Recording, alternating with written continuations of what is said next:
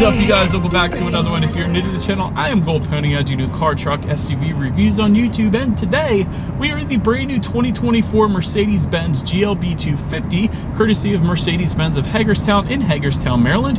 For more information on their inventory, please feel free to check out the link in the description box below. So today we're in this one because this has been refreshed for the 2024 model year inside and out. You also have a new mild hybrid system, which is pretty cool as well. Essentially, this one is competing with the BMW X2, Audi Q3, Lexus NX, just to name a few. So ultimately in this video, we will be testing out and going over everything about this one, from acceleration to braking, steering feel, ride quality, sound system, exhaust clip, all that fun stuff. So having said all of that, what do you guys say? Let's just go ahead and jump right into it. And as always, let's start with pricing. So essentially there are two different configurations for the 2024 GLB 250. You got the front wheel drive setup starting at $44,650, and the all-wheel drive that we have today starting at $46,650. But regardless of that configuration that you go with, the power plant on the GLB 250 is going to be the same. Powering the beast is a 2-liter turbocharged 4-cylinder with a mild hybrid system, putting out 221 horsepower at 5,500 RPM, 258 pound-feet of torque, coming in at 1,800 RPM.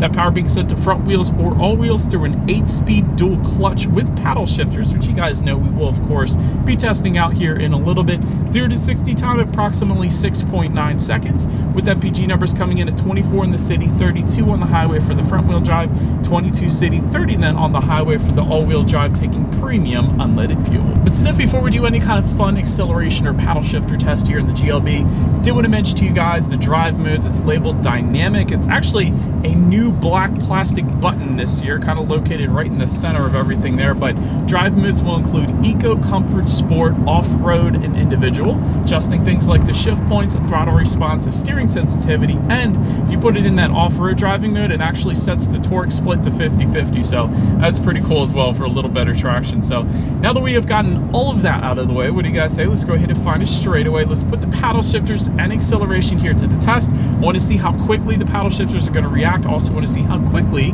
we can get this one here up to speed. All right, in 3, 2, 1, go.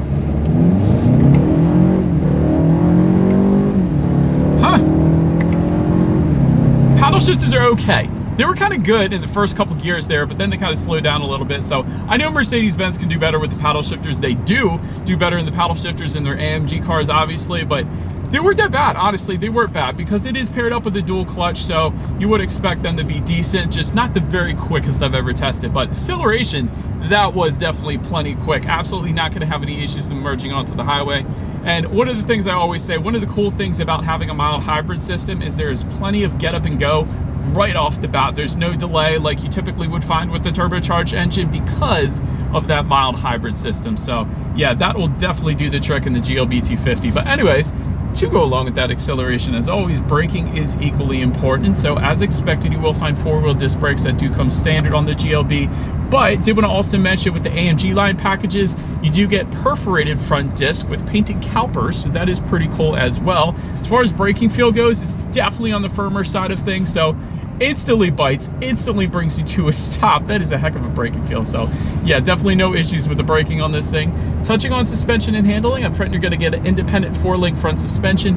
In the back, independent 5-arm multi-link rear suspension, but there is an optional adaptive damping suspension that goes for $850, which is very reasonably priced. A lot of times adaptive damping suspensions go for a couple thousand, so $850, especially with Mercedes, that is definitely an option I would consider, just because that is going to give you the best ride quality and the best handling. So what that does is it monitors each shock absorber individually, adjusting to the road imperfections, giving you that smoother ride, but it also does tighten up the suspension during heavy cornering, giving you better handling as well. So it does give you the best of both worlds. So that is one I always like to recommend.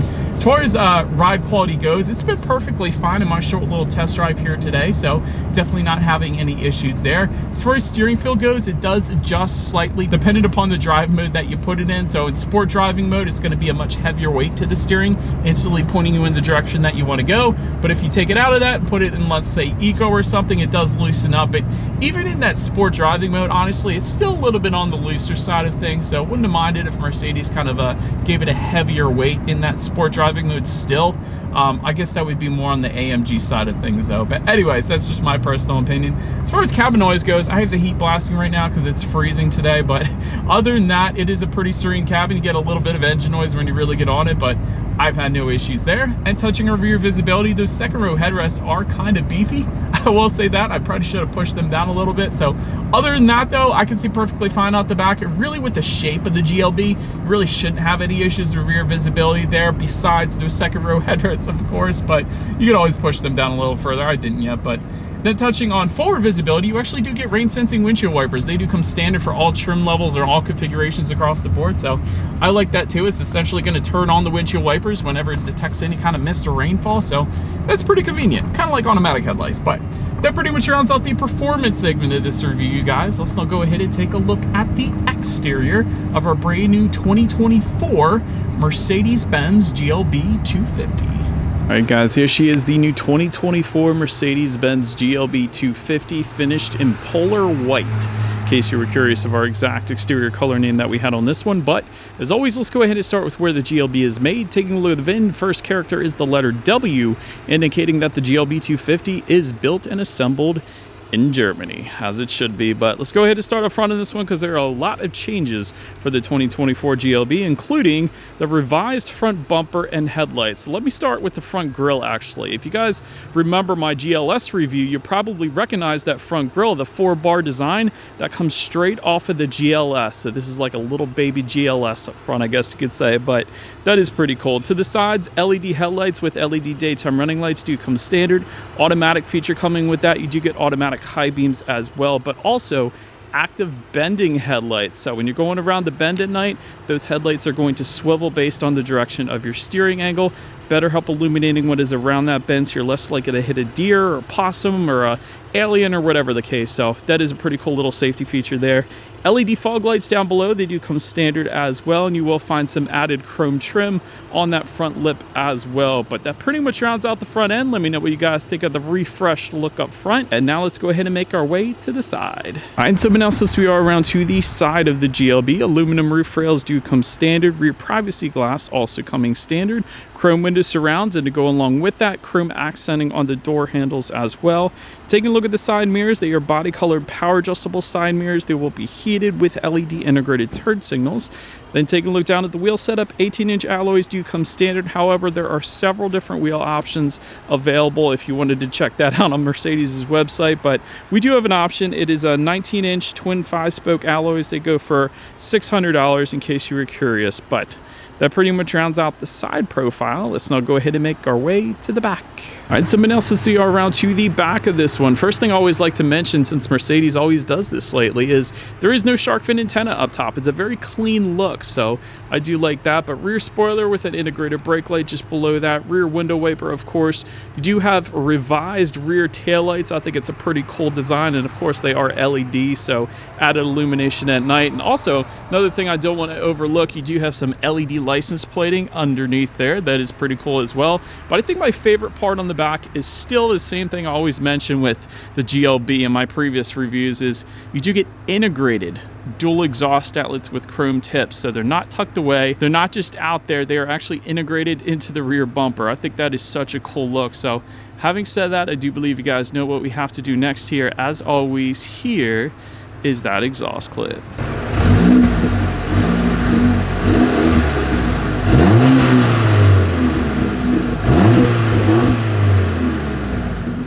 Alright, so now since we are around to the back of the GLB, when it comes to opening that rear liftgate, it is a power liftgate, comes standard across the board.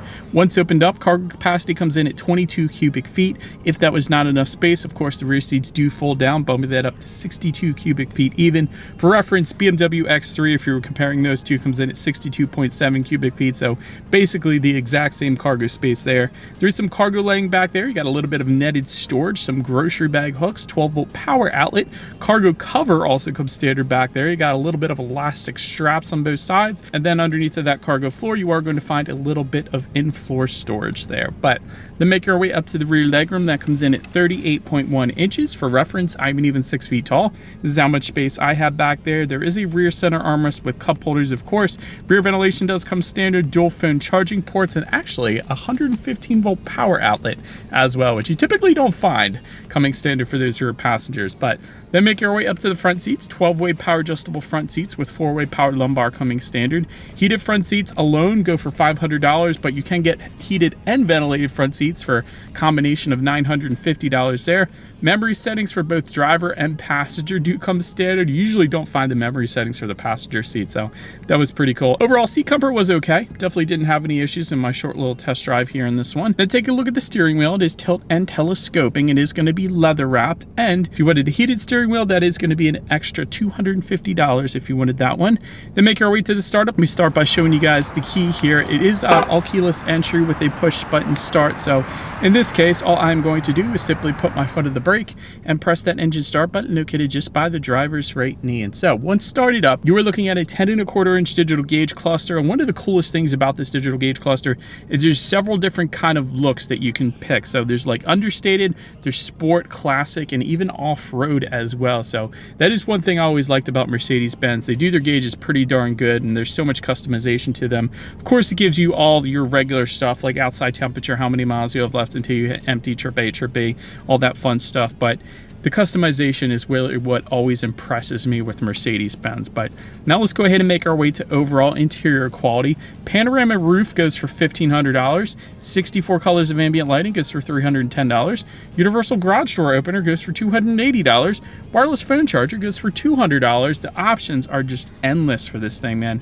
Wood trim is going to be available for the GLB as well. You do get a little bit of rubberized storage front and center there, and a 12-volt power outlet USB charging port. Just behind that, you have a couple cup holders, and there's actually a good bit of storage within the center armrest. But overall, interior quality is 100% on point. Of course, with Mercedes-Benz, they always crush it with interior quality, with the leather finishes, the contrast stitching, and of course the wood trim as well. So 100% not going to have any issues there. But so then make your way to the infotainment screen. A 10.3 inch color touchscreen display does come standard, and by the way, this is newly standard for the 2024 GLB, so that's pretty cool. Bluetooth and audio streaming, Android Auto, Apple CarPlay, of course. Factory navigation system is available with a multimedia package. You can check out your ambient lighting settings up there, along with your climate control settings and your radio information. And so when it comes to the sound systems, there are a couple of them.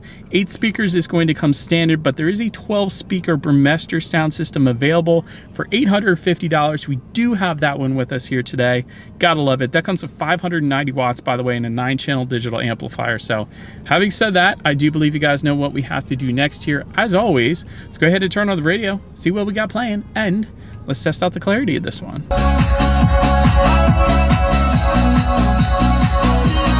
Yeah, it feels like a concert. That was dang good. Ton of bass, plenty of clarity, and honestly, with all of this amazing looking ambient lighting, that goes really good with some EDM. I'm just saying, but. And so the last thing I want to mention to you guys on the infotainment screen is when you do put the GLB in reverse, you will find a rear view camera coming standard, but you also get a surround view monitor as well, giving you that bird's eye view, which is always going to lead us into safety. And so front side curtain airbags do come standard. Driver and passenger thorax side airbags, driver's knee airbag as well. In the back, you're gonna have latch, AKA lower anchors and tethers for children for the rear car seats, rear child door locks, tire pressure monitoring system, but then you got the driver assistance package, by the way, that goes for $1,700. That gives you all the advanced safety, more or less. So like active steering assist, evasive steering assist, active brake assist with cross traffic function, emergency stop assist, speed limit assist, lane keep assist, blind spot assist, lane change assist, adaptive cruise control, and route-based speed adaptation as well. And so overall though, when it comes to my final thoughts here of the new 2024 GLB, it looks kind of like a small GLS, which is definitely a good thing, thanks to the new front grille. So I think that looks pretty darn cool. I like that look. Great interior quality as well. And I've always said this before, Mercedes-Benz does ambient lighting better than just about everyone, minus that new Sony Ophelia car.